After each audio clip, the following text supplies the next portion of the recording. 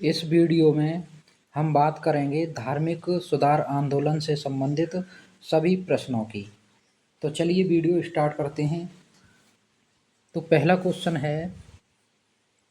क्या है? अलीगढ़ आंदोलन किससे संबंधित था? तो इस क्वेश्चन का आंसर है मुस्लिम शिक्षा सुधार। अलीगढ़ आंदोलन किससे संबंधित था? मुस्लिम शिक्षा सुधार से संबंधित था। अगला प्रश्न, अलीगढ़ आंदोलन की शुरुआत किसने की? तो अलीगढ़ आंदोलन की शुरुआत सर सैयद अहमद खान ने की थी। किसने की थी? सर सैयद अहमद खान। अगले प्रश्न में चलते हैं। अलीगढ़ आंदोलन का मुख्य उद्देश्य क्या था? तो अलीगढ़ आंदोलन का मुख्य उद्देश्य था मुस्लिम समाज में सामाजिक और शैक्षिक सुधार लाना। क्या था? मुस्लिम समाज में सामाजिक और शैक्षिक सुधार लाना। अगला प्रश्न, सर सैयद अहमद खान ने अलीगढ़ में किस शैक्षणिक संस्थान की स्थापना की? तो मोहम्मडन एंग्लो ओरिएंटल कॉलेज की स्थापना की थी। अगला प्रश्न, मोहम्मडन एंग्लो ओरिएंटल कॉलेज की स्थापना कब की गई? ये की गई 1875 में। अगले प्रश्न में चलते हैं। मोहम्मडन एंग्लो ओरिएंटल कॉलेज किस वर्ष अलीगढ़ मुस्लिम यूनिवर्सिटी बना? तो ये बना था 1920 में। ये सभी महत्वपूर्ण प्रश्न हैं, ये किसी न किसी परीक्षा में आए हैं। अगला प्रश्न, सर सैयद अहमद खान ने निम्न में से कौन सी पत्रिका शुरू की थी? तो इन्होंने तहजीब उल अखलाक पत्रिका शुरू की थी। अगला प्रश्न, सर सैयद अहमद खान ने अंग्रेजों के साथ सहयोग करने की नीति को क्या नाम दिया? तो सहयोग नीति नाम दिया था। क्या नाम दिया था? सहयोग नीति। अगले प्रश्न को देखते हैं। अलीगढ़ आंदोलन किस समुदाय के लोगों को आधुनिक शिक्षा से जोड़ने के लिए शुरू किया गया था? तो किस समुदाय के लोग थे? मुस्लिम समुदाय। अगले प्रश्न की तरफ चलें। सर सैयद अहमद खान ने किस पुस्तक में 1857 की क्रांति पर अपनी राय प्रकट की थी? तो वो पुस्तक कौन सी थी? वो पुस्तक थी असबाबे बगावते हिंद। इस पुस्तक में की थी। तो ये प्रश्न थे अलीगढ़ आंदोलन से संबंधित। ये सभी इम्पोर्टेंट क्वेश्चन हैं। अब चलते हैं थियोसॉफिकल सोसाइटी के क्वेश्चन की तरफ।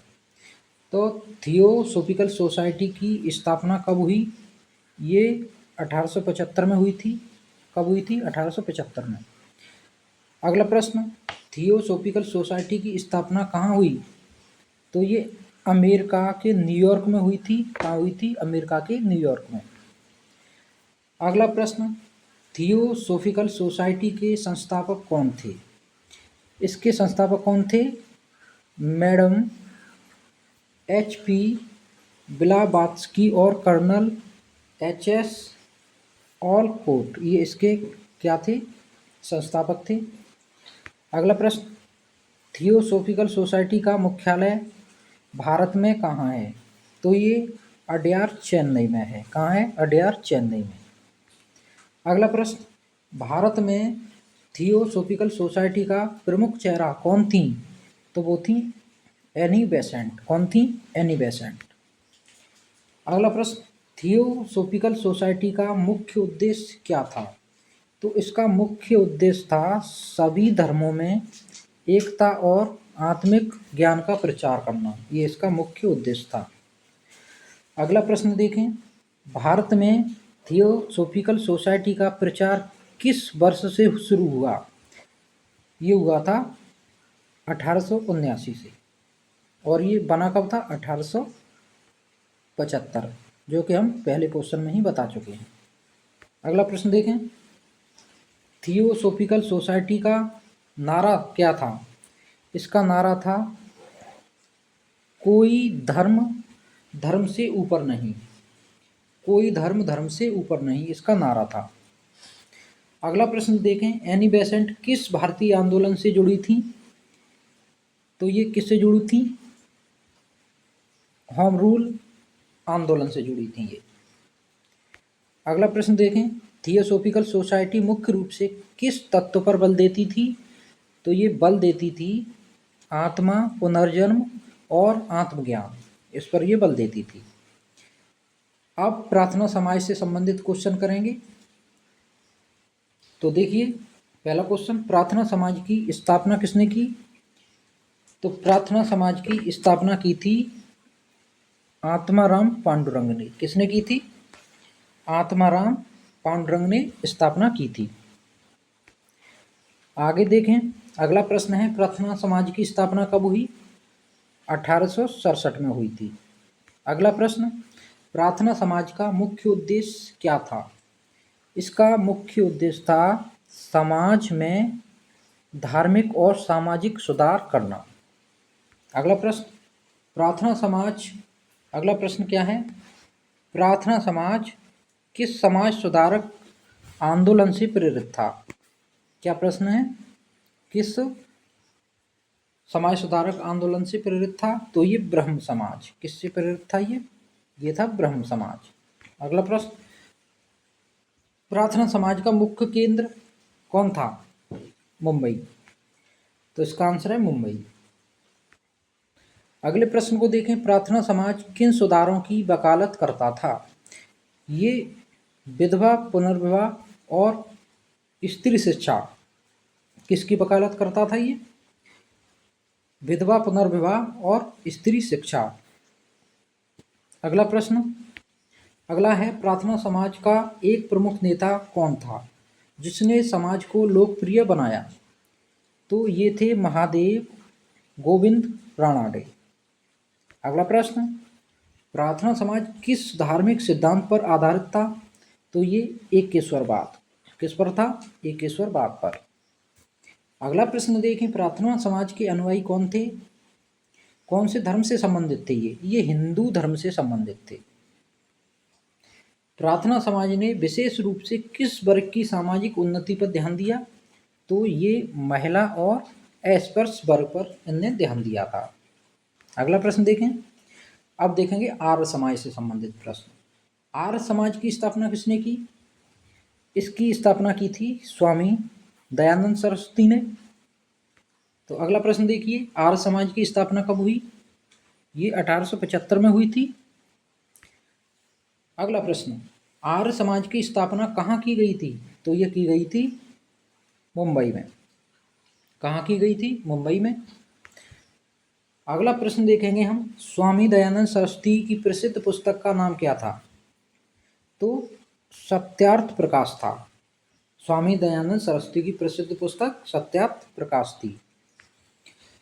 अब देखेंगे अगला प्रश्न क्या कहता है। अगले प्रश्न में है,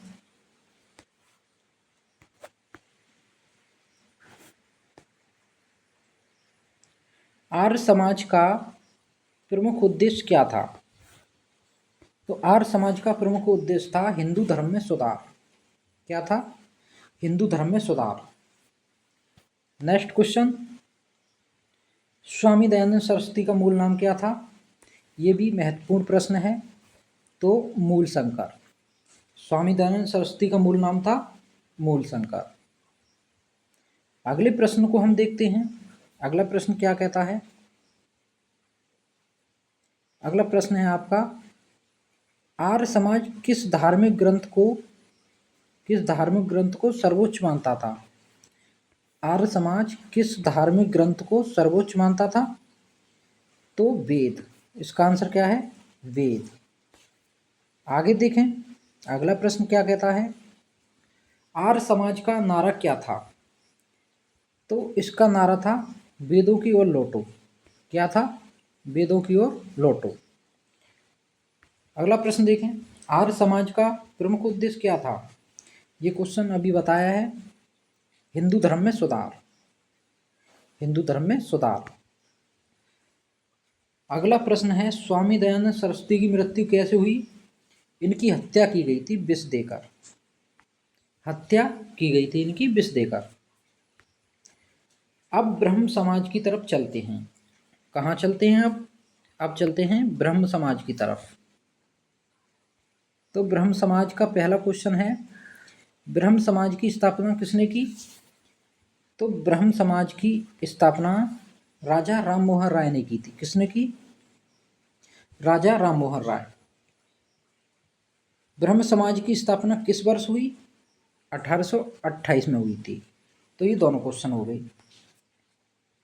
अगला क्वेश्चन है इसी में, ब्रह्म समाज का मुख्य उद्देश्य क्या था? तो ब्रह्म समाज का मुख्य उद्देश्य था समाज में धार्मिक एवं सामाजिक सुधार लाना। समाज में धार्मिक एवं सामाजिक सुधार लाना इसका मुख्य उद्देश्य था। अगले प्रश्नों को देखें हम। ये सभी आर्य समाज से संबंधित प्रश्न हैं। तो अगला प्रश्न क्या कहता है, ब्रह्म समाज किस धर्म के सुधार से संबंधित है? ये भी हिंदू धर्म के सुधार से संबंधित है। ब्रह्म समाज का प्रमुख विरोध किसके विरुद्ध था? जाति प्रथा, सती प्रथा और अंधविश्वासों के विरुद्ध था। अगले प्रश्न की तरफ चलते हैं। अगला प्रश्न है, राजा राम मोहन राय ने सती प्रथा को समाप्त कराने के लिए किस गवर्नर जनरल का सहयोग प्राप्त किया? तो इन्होंने किस गवर्नर जनरल का सहयोग प्राप्त किया था? तो इस क्वेश्चन का आंसर है लॉर्ड विलियम बेंटिक। अगले प्रश्न को देखते हैं। अगला प्रश्न क्या कहता है, तो देखिए,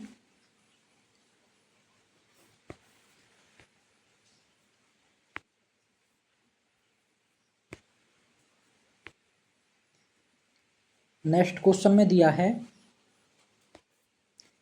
ब्रह्म समाज के बाद में किस नेता ने इसे पुनर्गठित किया था? ब्रह्म समाज के बाद में किस नेता ने इसे पुनर्गठित किया था? तो केशव चंद्र सेन। इसका आंसर क्या है? केशव चंद्र सेन। केशव चंद्र सेन। अगला प्रश्न देखें, ब्रह्म समाज का मुख्य सिद्धांत। ब्रह्म समाज का मुख्य सिद्धांत क्या था, इसे देखते हैं।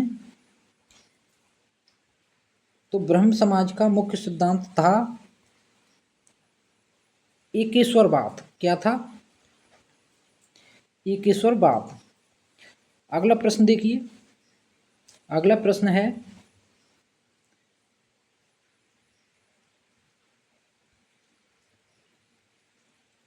अगला प्रश्न है आपका,